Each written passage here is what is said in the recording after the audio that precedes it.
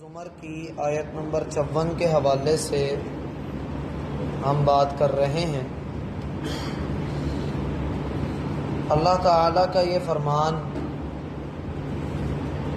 کہ تم رجوع کرو اپنے رب کی طرف اور اس کے مطیع اور فرما بردار ہو جاؤ قبل اس سے کہ اللہ کا عذاب تم پر آئے اور تمہاری کوئی مدد نہ کی جائے۔ اس آیت کے اندر جو دو بنیادی حکم دیے گئے ہیں، پہلا تو یہ ہے کہ تم رجوع کرو اپنے رب کی طرف۔ اپنے رب کی طرف رجوع کرنے میں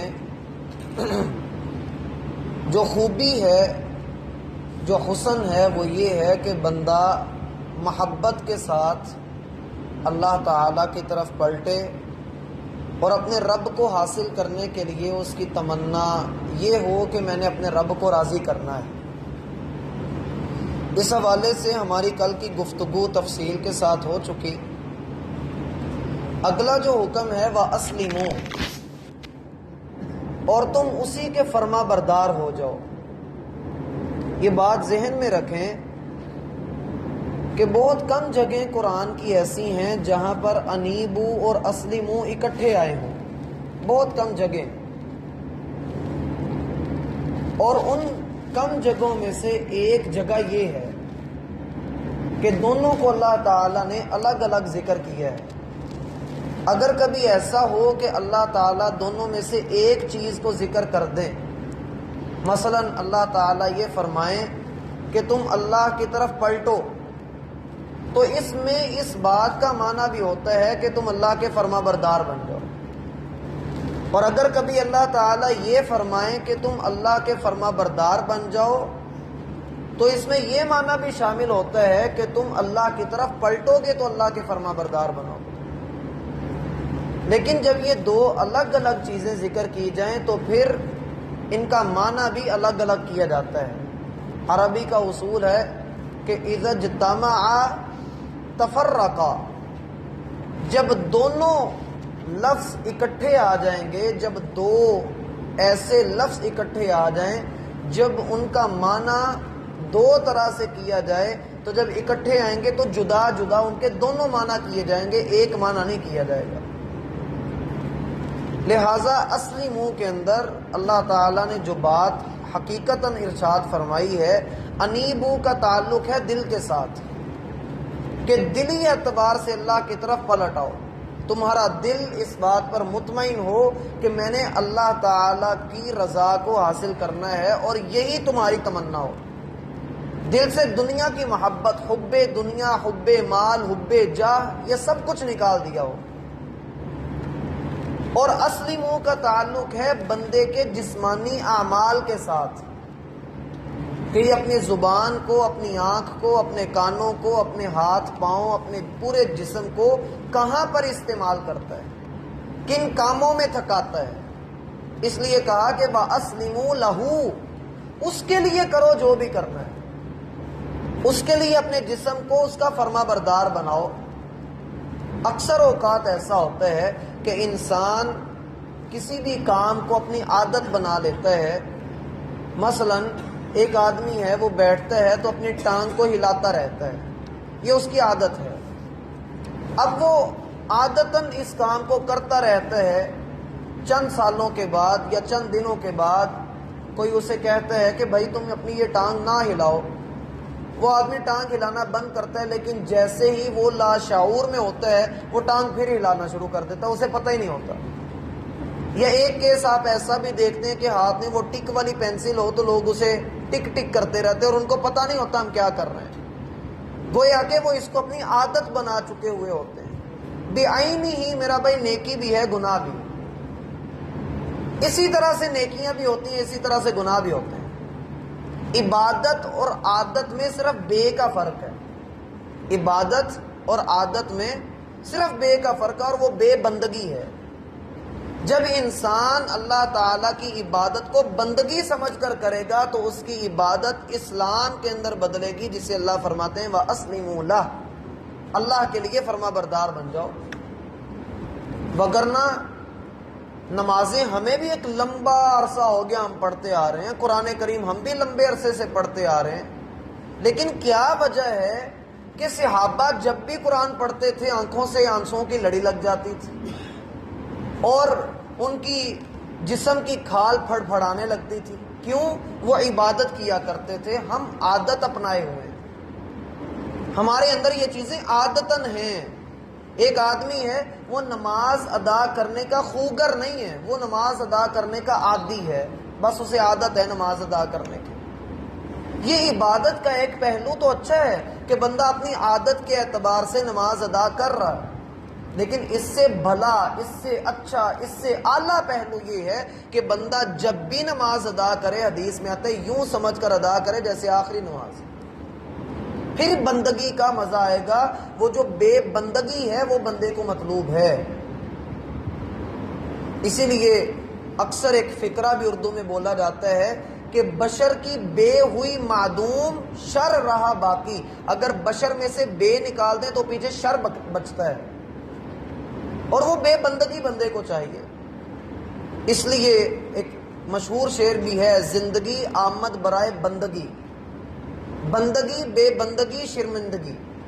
بندے کو اپنی زندگی کے اندر بندگی لے کر آنی چاہیے، اور بندگی کیا ہے؟ ایاک نعبد، ہم فقط تیری عبادت کرتے ہیں، فقط تیرے غلام ہیں۔ اسلموا لہو کا ایک معنی یہ ہوتا ہے کہ بندہ اپنا آپ اس کے سپرد کر دے۔ اب یہ سپردگی کیسے ہوتی ہے کہ جیسے ایک اونٹ کو آپ نے رسی اور نکیل ڈالی ہو اور اس کی رسی آپ کسی کے ہاتھ میں بھی پکڑا دیں، وہ چاہے بچہ ہے چاہے بڑا ہے، اب اس اونٹ کو آپ جدھر چلائیں یہ چل پڑے، کہیں پر بھی اڑی نہ کرے۔ عربی میں ایسے اونٹ کو مسلم کہا جاتا ہے، فرما بردار۔ ایک اللہ کو ایک ماننے والا جو شخص ہے، اللہ نے اسے بھی مسلم کہا ہے کہ وہ دنیا کی ساری طاقتوں کو چھوڑ کر ایک اللہ کا اقرار کرتا ہے اور پھر اس کے لیے اپنے آپ کو جھکاتا ہے، وَأَسْلِمُوا لَهُ، اور اس کے لیے اپنے آپ کو مطیع اور فرما بردار کر لو۔ اب بسا اوقات ایسا بھی ہوتا ہے کہ انسان اللہ تعالیٰ کی عبادت تو کر رہا ہوتا ہے، لیکن اسے نہیں پتا ہوتا کہ میں اللہ کا تعالیٰ کے سامنے عادت لے کر کھڑا ہوں، عبادت لے کر نہیں کھڑا۔ مثلا وہ نماز ادا کر رہا ہے، اس کا دھیان کہیں اور گیا ہوا ہے، یہ عادت ہے اس کی۔ وہ نماز ادا کر رہا ہے، اسے نہیں پتا لگتا کہ وہ نماز کے دوران میں اپنی زبان سے رکوع میں سجدے والی دعائیں پڑھ رہا ہے۔ اور یہ صرف نماز کے ساتھ ہی نہیں، آپ روزہ رکھتے ہیں تو اکثر لوگ روزے کی حالت میں بھی جھوٹ بول رہے ہوتے ہیں، گالی دے رہے ہوتے ہیں۔ ان کی یہ عادت، وہ چاہے اچھی عادت ہے یا بری عادت ہے، ہم نے صرف یہ عرض کیا کہ نیکیاں بھی عادت بن جاتی ہیں اور بسا اوقات گناہ بھی عادت ہوتے ہیں، اور اکثر ایسا ہوتا ہے بندے کے گناہ بھی بندے کی عادت ہوتے ہیں۔ ایک آدمی ہے وہ سگریٹ چھوڑنا چاہتا ہے لیکن عادت سے مجبور ہے، پیتا ہی رہتا ہے۔ ایک آدمی ہے جھوٹ چھوڑنا چاہتا ہے لیکن عادت سے مجبور ہو کر جھوٹ بولتا ہے، اور پھر مجبوری کو اگر وہ کاروبار کا، فیشن کا، کلچر کا نام دے لے تو پھر گناہ کی شناعت، گناہ کی قباحت، اس کی گندگی اور بڑھ جاتی۔ اس لیے بندے کو چاہیے کہ بندہ اپنا آپ اللہ تعالیٰ کے لیے جھکا دے، اس کے لیے فرما بردار کر دے، اور یہ تبھی ممکن ہے کہ انسان اللہ تعالیٰ کی طرف رجوع کرے۔ یہ دونوں حکم انیبو اور اسلمو آپس میں بڑے گہرے تعلق کے اندر ہیں۔ پھر اللہ تعالیٰ فرماتے ہیں من قبل ان یأتیکم العذاب، یہ دونوں کام کر لو، ان دونوں کاموں کے اوپر عمل کر لو قبل اس سے کہ تمہارے اوپر عذاب آ جائے۔ یہ جو العذاب ہے یہ بھی ایک خاص عذاب کی طرف اشارہ ہے۔ العذاب سے مراد دنیا کا عذاب بھی ہو سکتا ہے اور آخرت کا عذاب بھی ہو سکتا ہے۔ دنیا کا عذاب کیسے آتا ہے؟ نبی علیہ الصلاۃ والسلام فرماتے ہیں کہ تم میں سے ایک آدمی کا رزق صرف اس وجہ سے اس کو نہیں ملتا کہ وہ اللہ کی حرام کردہ چیزوں کا ارتکاب کرتا ہے۔ اگر وہ حرام سے بچے تو اللہ اس کو اس کا رزق بھی عطا کر دے۔ وہ اپنے گناہ کی وجہ سے اپنے رزق کو اپنے اوپر سے روک دیتا ہے۔ اور اس کے برعکس حدیث بھی ہے کہ تم میں سے کوئی بندہ اللہ کی حرام کردہ چیزوں کو چھوڑ دے، اس سے بچے، اللہ اس کو رزق عطا کر دیتا ہے۔ دنیا کے اندر عذاب آنے کی کئی ایک صورتیں ہیں. مثلا یہ کہ اللہ تعالیٰ بندے کو مصروف کر دے، اتنا مصروف کر دے، اتنا مصروف کر دے کہ بندہ اللہ کو یاد ہی نہ کر سکے، اس کے پاس وقت ہی نہ ہو اللہ کو یاد کرنے کا. کاروبار میں ہے یا گھر میں ہے یا تعلیم میں ہے یا کسی بھی جگہ پر ہے، مصروفیت اتنی ہو جائے کہ اس کو پتہ ہی نہ لگے کہ میں کیا کر رہا ہوں. اس کو اچانک یاد آئے میں تو صبح گھر سے نکلا تھا، اب شام ہو رہی ہے، میں کہاں مصروف رہا، ابھی کام تو میں نے کوئی بھی نہیں کیا. ایک صورت تو یہ ہو سکتی ہے.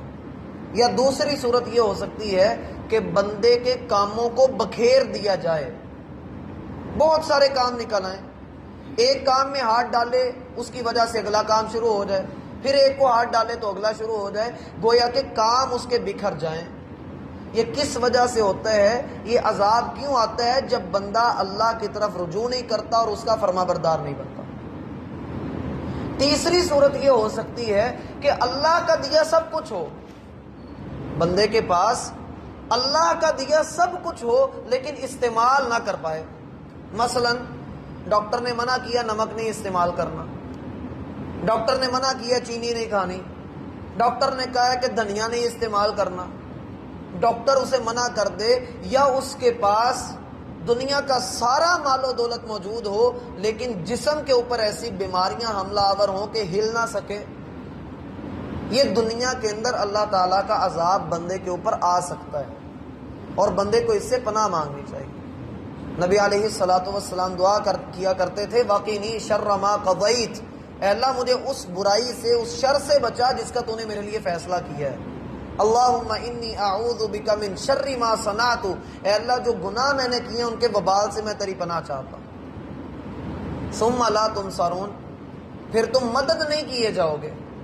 انسان جتنی مرضی کوشش کر لے پھر اس کی مدد نہیں کی جا سکتی. اگر پیسوں سے بندہ بچتا ہوتا تو آج کوئی بھی امیر مرتا نہ، اگر پیسوں سے بندے بچتے ہوتے. اللہ تعالیٰ نے ہر ایک کو ایک اس کی حد کے اندر رکھا ہوا ہے. جب بندہ حد کراس کرتا ہے تو پھر بیماریاں آ جاتی ہیں، اور پھر کبھی دنیا کی محبت کی بیماری ہوتی ہے، کبھی کسی چیز کی بیماری ہوتی ہے. یہ تو ہے دنیا کے اندر عذاب آنے کی کئی ایک صورتیں. اور آخرت کا عذاب اللہ ہمیں اس سے محفوظ فرمائے. اللہ تعالیٰ فرماتے ہیں قرآن میں کہ جو بندہ ایسا کرے گا اللہ تعالیٰ سے دور ہوگا، ہم اس کے اوپر ایسا عذاب نازل کریں گے کہ دنیا میں تو تنگیاں ہوں گی ہی، لیکن آخرت میں ہم ایسے بندے کو اندھا کر کے اٹھائیں گے، نابینا کر کے اس کو اٹھایا جائے گا. اور یہ اللہ سے کہے گا ربی لما حشرتنی اعمی، اے اللہ تو نے مجھے اندھا کر کے کیوں اٹھایا؟ وقد کنت بصیرا، میری تو آنکھیں تھی دنیا میں. اللہ تعالیٰ فرمائیں گے اتتک آیاتنا فنسیتہا، ہماری آیتیں ہماری باتیں تیرے تک آئیں لیکن تو نے ان کو بھلا دیا. وَكَذَلِكَ الْيَوْمَ تُنْسَى، اسی طرح آج ہم نے تجھے بھلا دیا. نَجْزِي مَنْ أَسْرَفَ وَلَمْ يُؤْمِنْ بِآيَاتِ رَبِّهِ، ہم اسی طرح اس بندے کو جزا دیتے ہیں جو زیادتی کرتا ہے. الفاظ پر غور کریں، اللہ فرماتے ہیں نَجْزِي مَنْ أَسْرَفَ. آپ آیت نمبر 53 کے اندر دیکھیں، یہاں پر بھی اسرفو کا لفظ ہے، یا عبادی الذین اسرفو، وہاں پر بھی اسرفا کا لفظ ہے. ہم نے اس کا ترجمہ کیا تھا جو زیادتیاں کرتے ہیں. اور جب انسان زیادتی کرتا ہے کسی بھی معاملے میں، سوائے ذلت کے اسے کچھ نہیں ملتا. اس لیے بندے کو چاہیے کہ بندہ اپنے مددگار تیار کر کے رکھے، اور اللہ سے بڑھ کر وَكَفَى بِاللَّهِ وَلِيًّا وَكَفَى بِاللَّهِ نَصِيرًا، اللہ سے بڑھ کر نہ تو کوئی دوست ہو سکتا ہے نہ اس سے بڑھ کر کوئی مددگار ہو سکتا ہے. اس لیے بندے کو چاہیے کہ بندہ اللہ کے حضور گڑ گڑاتا رہے، رجوع کرتا رہے، اپنا آپ اس کے لیے فرما بردار کر کے رکھے. اللہ کی